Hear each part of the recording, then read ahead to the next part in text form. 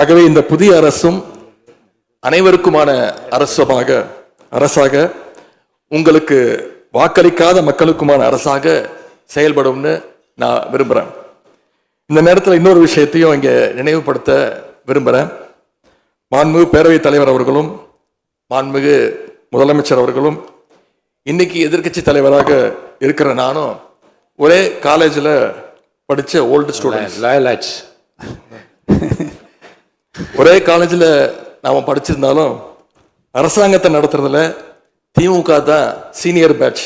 அது உங்களுக்கு தெரியும். 1967 ஆட்சிக்கு வந்தது திமுக தான். நாங்கள் தான் சீனியர்ஸ். அந்த அடிப்படையில் எங்களுடைய நாலேஜையும் எக்ஸ்பீரியன்ஸையும் நாங்கள் ஷேர் பண்ணிக்க ரெடியாக இருக்கோம். அதை ஏற்றுக்க நீங்களும் தயாராக இருங்க. ஏன்னா நமக்கு எப்பவுமே தமிழ்நாட்டு மாநிலத்துடைய நலன்தான் மிக மிக முக்கியம். மாண்புமிகு பேரவைத் தலைவர் அவர்களே, நீங்கள் போட்டியின்றி தேர்வாகியிருக்கீங்க. மாண்புமிகு முதலமைச்சரும் எதிர்க்கட்சி தலைவரான நானும் உங்களை அவை முன்னவரும் இந்த இருக்கையில் அமர வச்சிருக்கிறோம். இன்னைக்கு உங்கள் கையை பிடிச்சி அழைச்சிட்டு வந்து உட்கார வச்சிருக்கிறோம். இனி எங்கள் ரெண்டு தரப்பையும் நீங்கள் தான் கையை பிடிச்சி அரவணைச்சு கோவம் இல்லாமல் கோவப்படாமல், நீங்கள் கோவப்பட மாட்டீங்கன்னு தெரியும். உங்களை கோவப்படுத்துகிற மாதிரி எந்த செயலையும் நாங்கள் செய்ய மாட்டோம்.